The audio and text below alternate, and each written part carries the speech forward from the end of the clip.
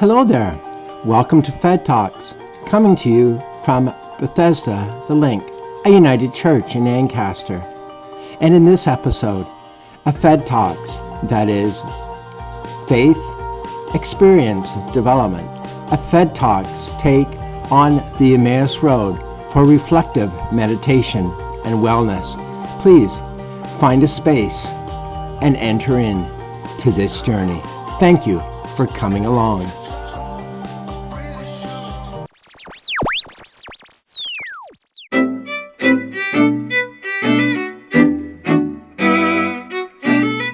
Welcome to Guided Meditations with Spiritual Uprising Magazine, a publication of Up Ministries. We bring you Christian meditations to help you unveil providence in daily life. Hello, and welcome to Guided Meditations by Spiritual Uprising Magazine. This weekend's reading is over the road to Emmaus, so we are going to do a meditation about the road to Emmaus. As we begin, just sit back and close your eyes. Imagine that you are walking along a dusty road. What do you see? What do you smell? What does the earth feel like under your feet? Imagine what the air tastes like, how the wind feels on your face. You are walking with a friend. Any friend. You're talking about the events that have happened in Jerusalem. How do you feel? What do you say?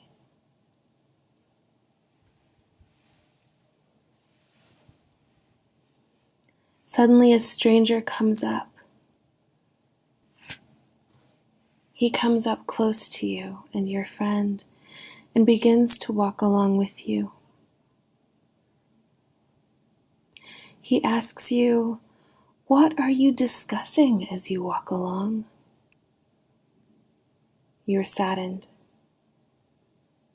Your eyes fall to the ground, and your friend replies, "Sir, are you the only person who has come to Jerusalem and does not know of what has taken place here?"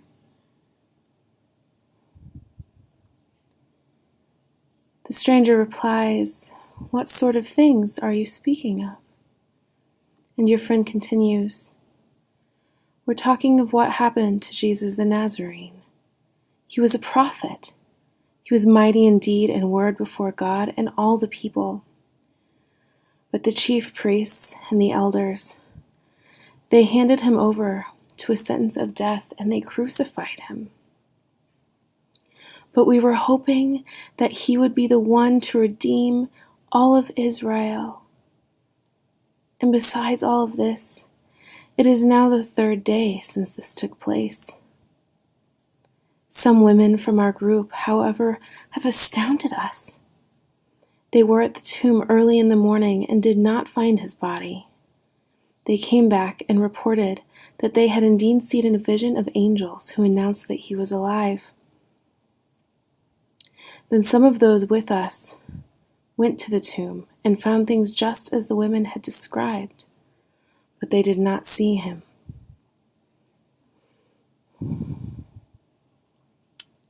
The stranger replies to you and your friend, "Oh, how foolish you are! How slow of heart to believe all that the prophets spoke. Was it not necessary that the Messiah should suffer these things and enter into his glory?" The stranger pauses. How do you feel at his words? What is rising in your heart? The stranger continues.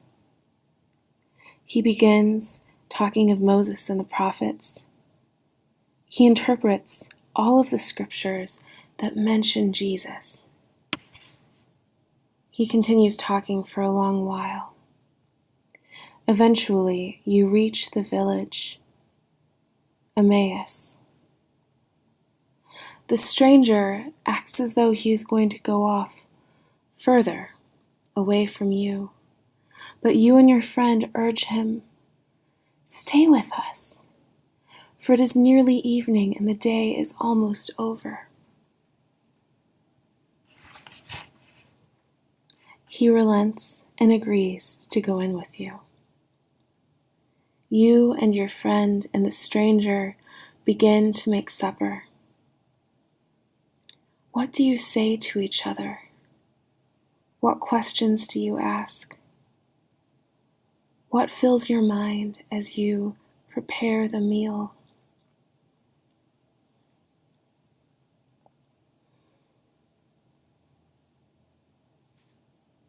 What does the stranger say to you?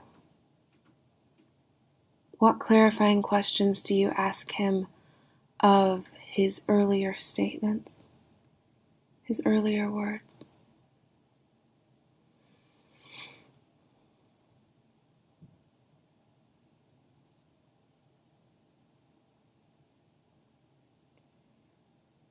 After the meal has been prepared, you sit down to eat. There is plenty. You enjoy some of the food, but suddenly the stranger picks up a loaf of bread. As he breaks the bread and he blesses it, he gives it to you.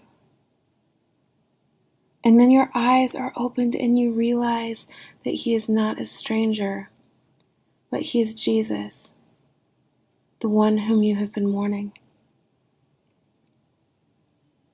You reach out to him, ready to grasp him in joy, but he vanishes from your sight. Your friend leans to you and says, "Were not our hearts burning within us while he spoke to us on the way? He opened the scripture to us."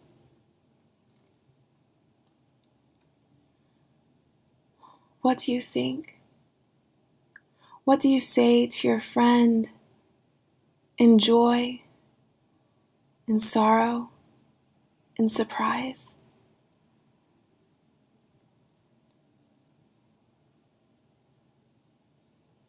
Suddenly your friend says, "We must go.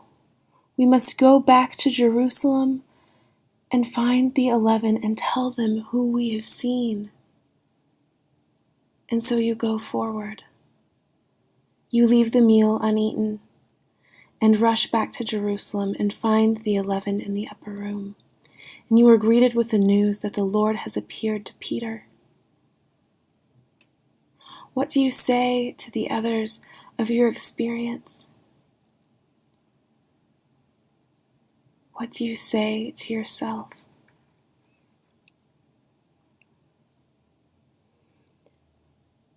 Spend some time in this prayer. Spend some time remembering what it was to walk and talk with Jesus when you did not know it was him.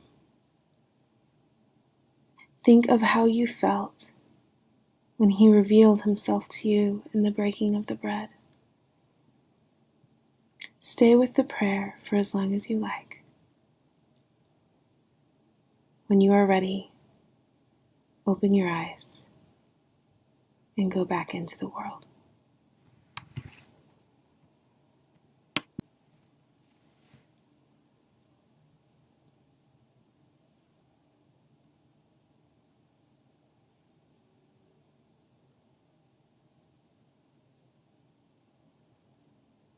As you go back into the world, remember that we are praying for you.